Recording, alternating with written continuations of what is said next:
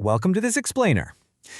Every time you drive on a public road, visit a hospital, or even just grab groceries, you are actually interacting with a massive, invisible economic engine.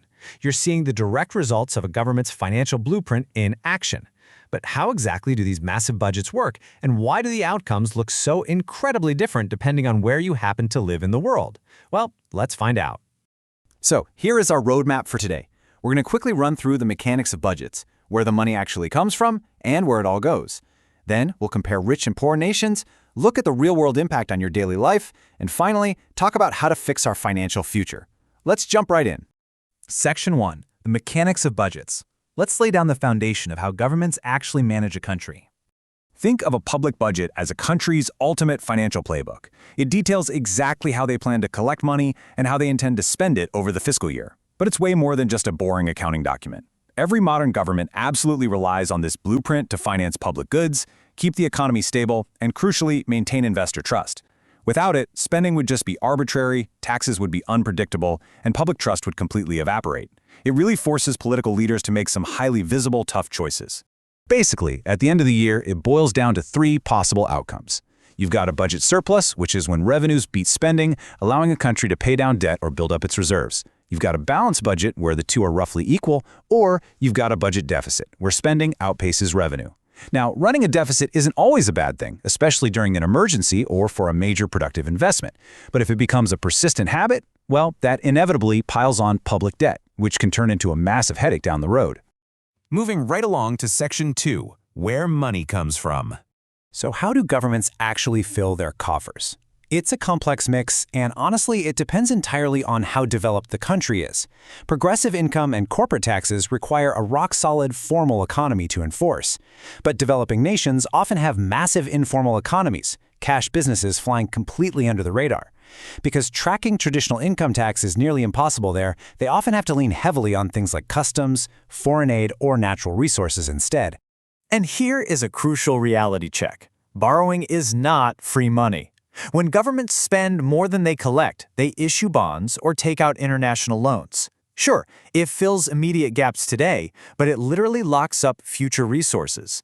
Those interest payments become a fixed, permanent claim on future budgets. What a government borrows today severely handcuffs what it can actually do tomorrow. Which brings us to the hard choices in Section 3, where the money goes. This is where national priorities become crystal clear. Political leaders are constantly balancing the scales. Do you invest long-term in human capital, infrastructure, schools, hospitals, or do you fund immediate security needs and pay off past debts? It's really a zero-sum game.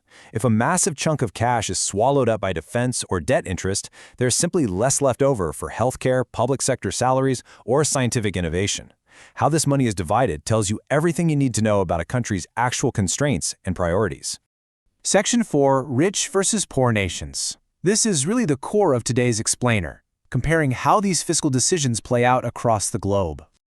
The divide here is absolutely staggering. High-income countries can leverage incredibly broad tax bases, raking in revenue that hits anywhere from 25 to 45% of their GDP. On the flip side, lower-income countries might only capture 10 to 25%. Why? Again, those large informal sectors make tax collection a total nightmare. Plus, wealthier nations have deep, established financial markets full of willing investors, so they can borrow heavily but sustainably. Poorer countries? They are stuck facing sky-high interest rates and constant refinancing risks. Let's look at a real-world example. Norway and Nigeria. Both of these countries sit on massive oil reserves, but the outcomes couldn't be more different. Norway takes its oil wealth and funnels it into a staggering $2 trillion sovereign wealth fund, strictly spending just a tiny percentage of the expected returns each year. It's a brilliant way to ensure intergenerational equity and fund amazing public services. Meanwhile, Nigeria relies so heavily on current oil revenues that its budget is completely at the mercy of global commodity price swings. Without a strong non-oil tax base, debt service eats up their resources, leaving the economy incredibly exposed to sudden shocks. We see a very similar story when comparing the United States and Egypt. The U.S. runs persistent deficits, absolutely, but because it issues debt in its own currency and has incredibly deep capital markets, it can sustain that debt while still funding massive federal programs. Egypt, however, has a much lower tax base, hovering around just 12 to 15% of GDP. Because of that, servicing their debt absolutely dominates their budget. It actively crowds out the vital investments in education and healthcare that their growing population desperately needs. To really put that into perspective, wrap your head around this number, 20 to 50%. In several highly indebted developing nations, just paying off the interest on their debt can eat up to half of all government revenue in a tough year. Half. Think about that. Before a single pothole is fixed, before a single teacher is paid, up to 50% of the budget is just gone, paying for the borrowing of the past. Section 5. Impact on daily life. Let's bring this down from the macroeconomic clouds and look at how this actually affects you. Because these abstract deficits and tax policies, they aren't just numbers on a spreadsheet. They directly dictate the reality of your day-to-day life. They influence the price of your groceries, whether your electricity stays on, and how good the schools are in your neighborhood. If a government slashes its infrastructure budget to pay off debt, your commute gets worse. If they resort to printing money, your cost of living explodes. You are literally living your daily life inside the margins of your government's budget. Section 6. Fixing our financial future. Given everything we've unpacked, how do governments actually solve these structural challenges?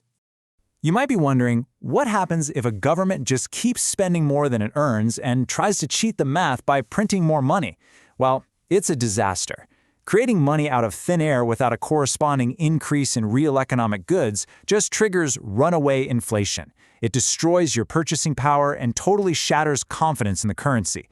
You simply can't print your way out of a structural deficit. You have to fundamentally reform the system. The real solutions require a highly disciplined approach. First, governments need to design fairer, broader tax systems so everyone is efficiently paying their share. Second, they have to systematically cut wasteful spending. Third, expanding digital government services is a total game changer. It lowers administrative costs and boosts transparency.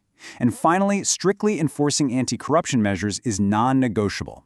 It's all about building a predictable, stable environment that encourages private sector growth, which then naturally feeds back into a healthier tax base. I want to highlight this quote from our source material because it really hits the nail on the head. Ultimately, responsible public budgeting isn't just about balancing a checkbook. It is the absolute foundation for sustainable economic growth and national prosperity.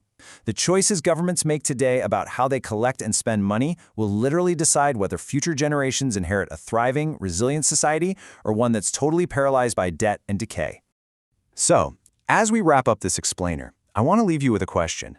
Based on what you've seen today, what kind of financial legacy is your country's current budget building for you? Think about it. And if you want to dive deeper into how global economies function, for more, visit our website, Fair Solution.